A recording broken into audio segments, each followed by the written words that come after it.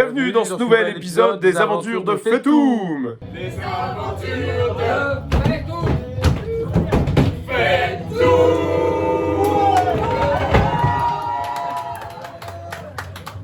Bonjour tout le monde. On fait encore une vidéo, mais avec cette fois des petites cernes parce que hier on a fêté les 2 ans du projet Fetoum.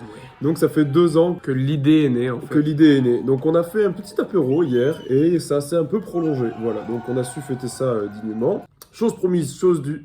On revient vers vous pour vous parler de la musique. Du coup, de la musique a été créée pour le film. Moi je fais très peu de musique et Nico en fait pas du tout. Donc c'est plutôt moi qui vais vous parler. On n'a pas besoin de Nico. Désolé. L'idée de départ, je me souviens, il y a très longtemps, Nico, il voulait faire un court-métrage où il y avait la musique de The House of the Rising Sun, de The Animals. Donc vous connaissez sûrement cette musique. Nico voulait absolument faire un court-métrage plutôt où il y avait un combat et il y aurait cette musique en fond. Mais l'idée est restée, et ça a traîné. Moi, j'étais dans une période où j'aimais beaucoup la musique baroque. Dans l'âge d'or de la musique baroque, il y avait un tube que tout compositeur se devait de reprendre. Donc il y a des centaines de versions d'un morceau qui s'appelle la Folia. La Folia, c'est comme un blues. On a la même grille d'accords pour tout le monde et tout le monde a fait sa version. Celle que je trouve la plus stylée, c'est celle de Vivaldi. On se retrouve avec deux musiques, on se retrouve avec deux musiques. Une qui est plutôt... voilà. On se retrouve avec deux musiques. Vas-y, tu peux couper, je vais essayer de trouver ce que je veux dire. On se retrouve donc avec deux musiques qui nous évoquent des temporalités différentes. L'idée, c'était essayer de s'orienter vers une musique intemporelle, en tout cas qui sorte un petit peu des codes de quelque chose de très historique. On voulait casser ça. Voilà. J'ai réfléchi.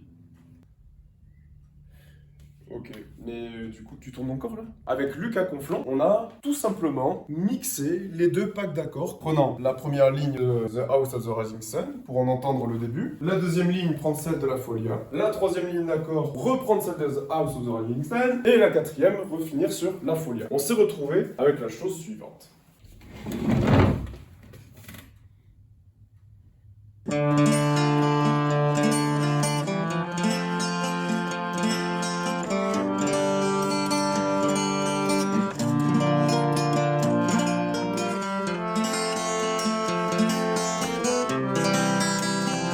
Une fois qu'on a pondu ça, on a cherché une mélodie à mettre dessus qui serait un peu différente. Lucas, qui avait une guitare dans la main, a tout simplement improvisé une ligne avec quelques notes. On l'a enregistré et ça a donné juste ça.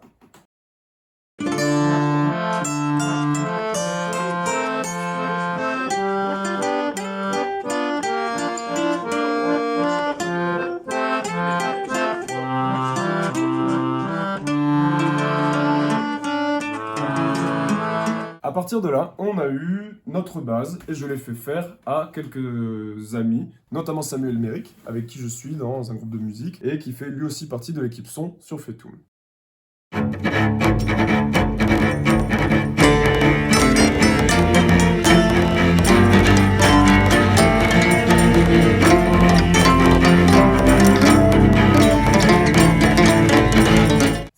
C'est cette version qui était la plus aboutie au moment où, tentant d'enregistrer pour de bon, j'ai cherché des instrumentistes qui étaient capables de réinterpréter cette semi-composition.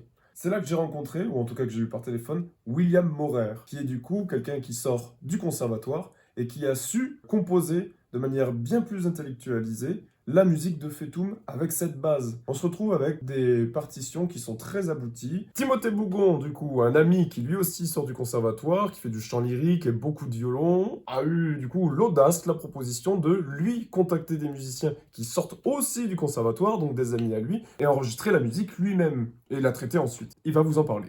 Donc, je suis Tim pour vous servir. On apprend beaucoup de choses, on garde de l'enthousiasme et ça devrait donner quelque chose de très bien. Tout est enregistré et joué avec des instruments anciens, à part les ondes marteneau et la harpe, donc qui sont accordés différemment avec des cordes en boyau au lieu de cordes en métal, ou un traverso au lieu d'une flûte traversière. Tout ça pour donner des couleurs différentes. Ça va vraiment avoir un rendu et une chaleur complètement différente de ce qu'on aurait pu avoir avec des instruments modernes. Et je pense que ça devrait effectivement être un morceau absolument magnifique. Les aventures du Fetoum, bon courage pour la suite. On peut dire ce qu'on pense de la musique, nous deux. On ne s'y attendait pas vraiment. On imaginait quelque chose d'un petit peu plus simpliste, un peu plus peut-être péchu, un peu plus Pirates des Caraïbes, un peu plus de Entraînante. KPDP, entraînante, plus familial aussi, plus simplement coloré, quelque chose d'un peu plus basique en fait. Il s'avère que William a eu cette audace de proposer quelque chose d'un petit peu dissonant, qui est un peu plus sombre du coup, et que on a su apprécier puisqu'elle donne à nos images une teinte beaucoup plus triste, beaucoup Cruelle. plus cruelle. Et c'est aussi quelque chose que l'on voulait faire sortir du métrage. On ressent dans la musique en fait une espèce de peur. C'est un peu, il y a les mêmes traits de musique que les films d'horreur des fois, quelque chose de dissonant comme il disait. Même dans les moments les plus épiques, où on sent l'aventure, la course ou la réussite de quelque chose, il y a toujours une tonalité dissonante à l'arrière qui fait que rien n'est jamais vraiment acquis et que Le fatum est toujours cruel. le fatum est toujours cruel. Ça se dit ça? Non, Je crois pas. je pense pas. Bon. Alors que ce n'était pas vraiment ce qu'on voulait de base, ça a quand même en fait apporté de nouvelles idées à nos images. On est ravis, on est super contents. On vous présente maintenant la musique finale du métrage, composée par William Maurer, enregistrée par Timothée Bougon, sur une idée originale de Yolin Gauthier et Lucas Conflans. On dirait France Musique ou je sais Oui, pas c'est quoi. vrai. Allez, musique Maestro.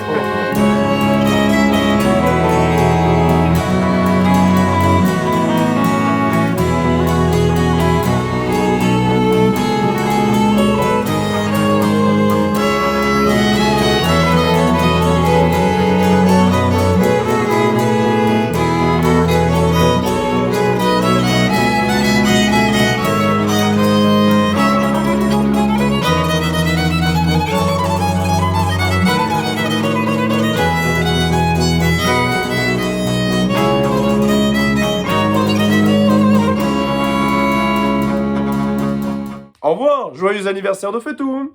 Bisous.